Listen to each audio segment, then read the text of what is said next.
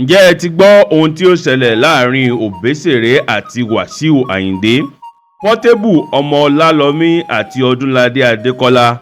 Odunlade Adekola àti àwọn ọmọ akẹ́kọ̀ọ́ eré tíátà rẹ̀ Fúnkẹ Akíndélé àti àwọn olólùfẹ́ rẹ̀. Gbogbo wa la ti gbọ́ pé gbajúgbajà olórin Fuji Wasiu Ayinde Marshal, ẹni tí ọ̀pọ̀lọpọ̀ ènìyàn mọ̀ sí K1 The Ultimate, ti pàdánù ìyá rẹ̀ Alhaja Halimat Anífowóṣe.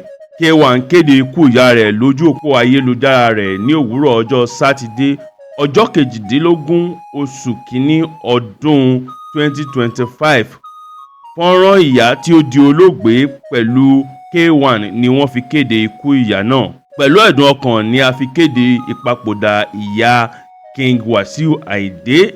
Kí Ọlọ́run bá wa tẹ́ wọn sí afẹ́fẹ́ rere. Alhaja Sadiat ọmọ Akérédolú aya Anífowóṣe sùn re o. Ọ̀pọ̀lọpọ̀ ènìyàn sì ni ó ti bá Wasiu Ayinde Marshal tí ó jẹ́ olórí ọmọọba Akilẹ̀ Ìjẹ̀bú kẹ́dùn ìyá rẹ̀. Ààrẹ orílẹ̀-èdè Nàìjíríà Aṣíwájú Bọ́lá Ahmed Tinubu, Wasiu Alabi Pasuma, Obesere ọmọ Rápálá ọba Lásàkásà àti bẹ́ẹ̀ bẹ́ẹ̀ lọ. Ṣùgbọ́n ọ̀nà tí Obesere fi kí Wasiu Ayinde kò tẹ́ àwọn ènìyàn lọ́rùn, tí wọ́n sì fi ẹ̀hónú wọn hàn lórí òpó ayélujára rẹ̀. Obesere tẹ lẹ́tà àtẹ̀ránṣẹ́ sí Wasiu Ayinde láti bá a kẹ́dùn ikú ìyá rẹ̀ Alhaja Halimat Anífowóṣe. Lẹ́yìn tí wọ́n fi lẹ́tà náà ránṣẹ́ sí Wasiu Ayinde, Obesere gbé sí orí òpó ayélujára rẹ̀. Nígbà tí àwọn ènìyàn rí lẹ́tà yìí, púpọ̀ nínú wọn kò fara mọ́ ọ̀nà tí Obesere yàn láti bá Wasiu Ayinde kẹ́dùn ikú ìyá rẹ̀, tí ọ̀pọ̀lọpọ̀ sì ń wí pé tí a bá ń jà bìtì ká kú kọ́. Wọ́n sọ wípé kò yẹ kí ó ṣe pé lẹ́tà àtẹ̀ránṣẹ́ ló máa fi bá a kẹ́dùn, pé ó yẹ kí ó lè lọ kí i gẹ́gẹ́ bí ìṣe àwọn tó kù. Obesere kọ lẹ́tà náà ní èdè Gẹ̀ẹ́sì. Ó sì wí pé, I hereby console our dear brother Alhaji Wasiu Ayinde Marshal aka Kwam1 on the demise of his now late dear mother and matriarch of the family, Alhaja Halimat Sadiat Anífowóṣe, who went to meet Allah to rest in his bosom recently. Our mother was a very good-natured, loving, caring and warm person. Her love for all beside her children was exemplary. Her good-natured, godliness and devotion to Allah reflect in her children, with Kwam1 being a clear confirmation of her great and godly virtues. While we urge Alhaji Ayinde to be comforted in the fact that Mama has just gone to rest in Allah's bosom to have a reunion with us at the end of time, we pray that may Allah subhanahu wa ta'ala forgive her shortcoming, give the family, especially Wasiu Ayinde Marshal, fortitude to bear the irreparable loss. Bijahi Anabi Muhammad Rasulullah sallallahu alaihi wasallam. Amen. Sign Alhaji Abbas Akande Obesere, Agbakin Abobagunwa of Yorùbá land. Lẹ́yìn tí ọ̀pọ̀lọpọ̀ ènìyàn rí àtẹ̀ránṣẹ́ yìí, wọ́n fi ẹ̀hónú wọn hàn ní èdè Gẹ̀ẹ́sì. Ẹ jẹ́ kí n ka díẹ̀ fún yín nínú àwọn ẹ̀hónú yìí. Ẹnìkan sọ wípé, Ọ̀gá, go and greet olórí ọmọọba at home and please take note of the following, sir. Instead of calling him your brother, refer to him as your senior or king. 2. At the end of your letter, you address yourself as Agbakin, whereas you refuse to address him with neither Mayegun nor Olori Omoba. Humility is not that hard. Practice it. Give due respect to King Ayinde. We love you too, Ọba Lásàkásà. Ẹni sọ wípé, the only way you are getting it wrong and you want respect from someone you senior with 3 years and you can't respect someone that senior you with everything in life. I like your music, boss, but your attitude is not to be emulated by the younger generation. Ẹni sọ wípé, sir, this condolence letter is not enough. You can as well visit him in person. Even Baba Ebenezer Obey visited him. You can as well do that. Ẹni sọ wípé, why can't you go to his house so reunion started from there instead of writing a letter? Arákùnrin Taofik Bọ́láńlé sọ wípé, what's letter about? Can't he go to greet him? Nonsense. Ẹni sọ wípé, you got it wrong here, Papa. You can do better. Arákùnrin Gbémisọ́lá Ọláwálé sọ wípé, nonsense write up. Someone is your leader and father in industry and you dey stylishly cap rubbish. Ẹni sọ wípé, Wasiu Ayinde get pride towards his elder while Obesere also has been arrogant to Wasiu. I believe we can all agree to that. Same thing applies to this unwarranted condolence letter. You don't like him and he doesn't like you either. So don't come here and be acting mature because you wrote a letter and posted it on Instagram, while you can easily do the condolence visit jejely.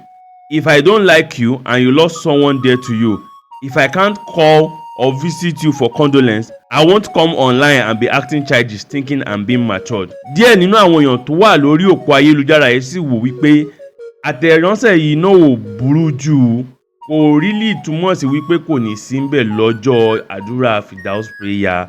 Ẹ ní sùúrù, ẹ jẹ́ kí n ka àwọn tó sọ bẹ́ẹ̀ fún yín. Ẹni yìí sọ wípé what give you people the impression that he won't be present on the 8th-day Firdaus prayer? Ẹ jẹ́ ká máa ṣe sùúrù o. Ẹni yìí sọ wípé may the soul of K1's mother rest in peace. This is a genuine and mature message from Àgbà King Bọ́bagúnwà of Yorùbá land. Ọdún á jìnnà síra wọn. Èyí ni ìhà tí àwọn ènìyàn kọ sí lẹ́tà ìbánikẹ́dùn tí Obesere tẹ̀ sí Wasiu Ayinde Masha. Ṣùgbọ́n tí a kò bá gbàgbé, Obesere náà wà lórí ìmúra ọjọ́ ìbí 60 ọdún rẹ̀ tí ó wáyé ní ọjọ́ 28 oṣù tí a wà yìí, tí ó sì ti ń pín káàdì ìpeni fún àwọn ènìyàn jàǹkànjàǹkàn lọ́wọ́ nígbà tí ìṣẹ̀lẹ̀ yìí ṣẹlẹ̀. Ó lè ṣeé ṣe kí ó jẹ́ wípé ó wà lórí ìrìn àjò ló jẹ́ kí ó kọ́kọ́ kọ lẹ́tà àtẹ̀ránṣẹ́ kí ó tó di ọjọ́ àdúrà ọjọ́ 8, ṣùgbọ́n ọ̀pọ̀lọpọ̀ rò pé aáwọ̀ tí ó ti wà láàrin wọn láti ọ̀pọ̀lọpọ̀ ọdún sẹ́yìn ni ó jẹ́ kí Obesere tẹ àtẹ̀ránṣẹ́ yìí dípò lílọ sí ilé Wasiu Ayinde. Kí ni ẹ̀yin rí sí ọ̀rọ̀ yìí? Portable Òmó Olàlómí ti kìlọ̀ fún Odunlade Adékọla kí ó yẹra fún fífi orúkọ òun tàbí ìdílé òun ṣe ẹ̀fẹ̀.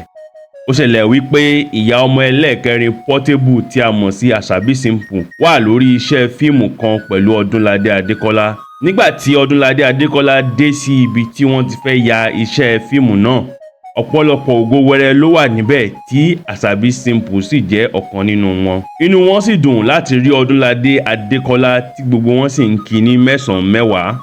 Inú Àṣàbí Simple dùn débi pé ó dì mọ́ Odunlade Adékọla. Eléyìí ló wá ṣokùnfà àpárá tí Odunlade Adékọla dá wípé ṣé o ti sọ fún Portable pé o máa dì mọ́ mi, tí gbogbo wọn sì bú sí ẹ̀rín.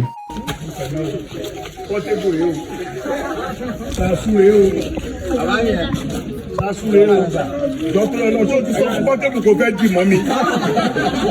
Lọ sọ fún Portable kò fẹ́ dì mọ́ mi o. Ṣé o ti sọ fún un? Wọ́n ya fọ́nrán àwàdà yìí tí wọ́n sì fi sí ojú òpó ayélujára Instagram wọn. Nígbà tí Portable rí fọ́nrán yìí, inú bí nítorí ó kà sí wípé Odunlade ń fi ẹbí òun ṣe yẹ̀yẹ́. Ó sì lọ sínú DM Odunlade láti fi ẹ̀hónú rẹ̀ hàn wípé ohun tí ó sọ nínú fọ́nrán pẹ̀lú Àṣàbí Simple yẹn, ẹ jọ̀wọ́, mo pọ́n ilé mi lé, mi ò sì fi ṣe eré àgbéléwò. Kí ló dé tí ẹ fi sọ pé tí ó sọ fún mi kí ó tó wá? Ẹ jọ̀wọ́, ṣé ẹ kì í gba owó lọ́wọ́ rẹ̀ ni? Mo bọ̀wọ̀ fún yín ló jẹ́ kí n wá sínú DM yín. Mi ò fi ẹbí mi ṣeré. Kí ló dé tí ẹ fi sọ bẹ́ẹ̀ yẹn? Ṣé òní ni mo ti ń rí yín papọ̀ ni? Lẹ́yìn bíi wákàtí 3 tí Odunlade Adékọla rí àtẹ̀jíṣẹ́ yìí, ó gbìyànjú láti pe Portable ṣùgbọ́n kò dáhùn aago náà. Ó wá kúkú fèsì wípé ọmọ ìyá mi kú rọ̀lẹ́, mo ṣẹ̀ṣẹ̀ rí eléyìí ni. Mo nífẹ̀ẹ́ rẹ, mo sì lérò wípé o mọ̀ bẹ́ẹ̀. Mi ò lè fi àbùkù kan ìdílé rẹ láéláé tàbí fi àbùkù kan ìwọ fúnra rẹ. Ẹbí mi ni ẹbí rẹ, ògo ńlá máa jọba lọ láéláé. Portable náà sì dáhùn pé Ọlọ́run á bùkún yín, o wálẹ̀ ọ̀gá mi. Mo lérò wípé èsì tí Portable ń retí kọ́ lórí gbà. Ó yà lẹ́nu púpọ̀ wípé Odunlade ò bá fa wàhálà lórí ọ̀rọ̀ yìí. Ó wá sáré gbé àwòrán ìṣẹ̀lẹ̀ náà lọ sí orí òpó ayélujára rẹ̀, ìyẹn Instagram story, láti fi hàn àwọn ènìyàn wípé onísùúrù ni òun. Ó sì kọ wípé kí ló dé tí gbogbo ènìyàn ń sọ wípé oníwàhálà ni mí? Ẹ máa sọ̀rọ̀ rere nípa èmi náà. Ẹni tí a lè gbára lé ni èmi náà. Jíjẹ́ olóòótọ́ ju oògùn lọ. Ọ̀pọ̀lọpọ̀ àwọn ènìyàn ní ọgbọ́n ká pe wèrè lọ́kọ ìyàwó kó lè jẹ́ kárọ́ náà lọ ni Odunlade Adékọla lò fún Portable. Àwọn kan sì ní kò yẹ kí Odunlade fèsì sí àtẹ̀jíṣẹ́ Portable. Ẹ jọ̀wọ́, kí ni ẹ̀yin rí sí ọ̀rọ̀ yìí? Àwọn ọmọ ìkọ́ṣẹ́ eré orí ìtàgé Odunlade Adékọla ṣe àjọyọ̀ ọjọ́ ìbí ọ̀gá wọn tí ó wáyé ní ọjọ́ 21 oṣù kejìlá ọdún tí ó kọjá ní àrà ọ̀tọ̀. Níṣe ni gbogbo wọn dáwọ́ jọ láti pín oúnjẹ fún àwọn ènìyàn láti fi ẹ̀mí ìmoore hàn sí Ọlọ́run lórí ayé ọ̀gá wọn.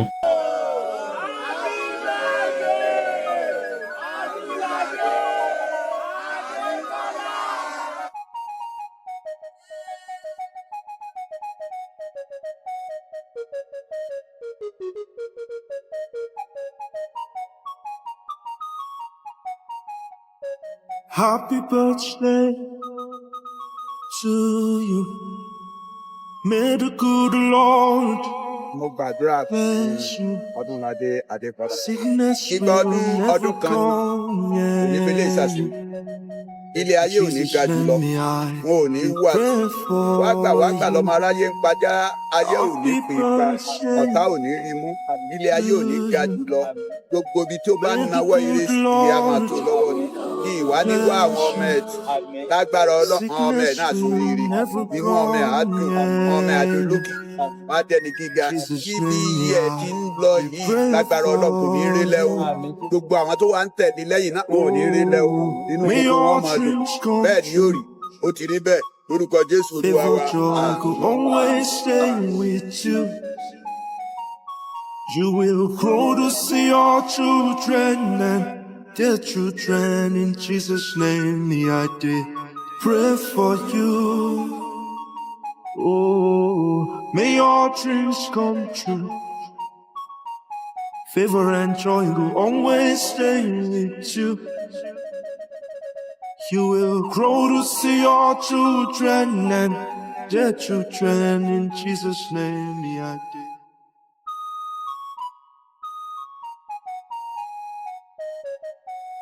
Happy birthday to you.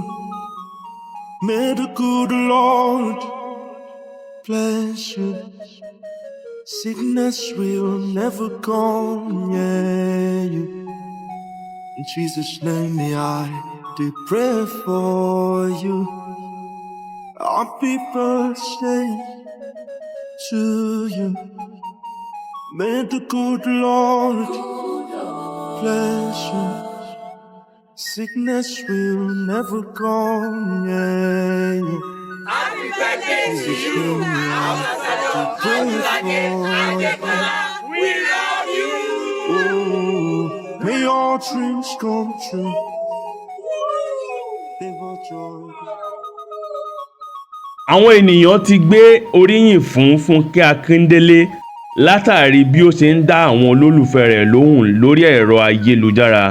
Bí ó tilẹ̀ jẹ́ wípé àwọn ìbéèrè tí wọ́n ń béèrè jẹ́ ohun tí kò kàn wọ́n, tí ọ̀pọ̀lọpọ̀ èèyàn rí gẹ́gẹ́ bí ìbéèrè àgọ̀, ṣùgbọ́n kò fi ṣe ìbínú rárá. Ní ọ̀sẹ̀ tó kọjá, ọ̀kan nínú àwọn olólùfẹ́ Fúnkẹ Akíndélé béèrè lọ́wọ́ rẹ̀ wípé tí ó tiẹ̀ máa ń ráyè dóko báyìí, wípé òun máa ń rí àwọn ìgbìyànjú rẹ̀ àti iṣẹ́ takuntakun tó ń ṣe, òun sì nífẹ̀ẹ́ sí bí ó ṣe ń ṣiṣẹ́ takuntakun. Ṣùgbọ́n ó ṣe pàtàkì kí ó máa dóko, pé ṣé ó ń ráyè dóko báyìí. Fúnkẹ Akíndélé sì dáhùn wípé màdàmú. Ẹ̀yin ẹ wo fọ́nrán ibi tí Fúnkẹ Akíndélé ti ń dá olólùfẹ́ rẹ̀ mìíràn lóhùn tí ó ń béèrè lọ́wọ́ rẹ̀ wípé ìgbà wo ló máa bí Ìdòwú lé àwọn ìbejì rẹ̀, wípé àwọn ìbejì yẹn ti tó gbàbúrò kí ó ṣe kíákíá. Don't worry, I've registered your name. I will find your address. It's you that will carry the baby. I'm gonna do baby, don't cry. I will buy a new go passive, baby. You heard me? Passive.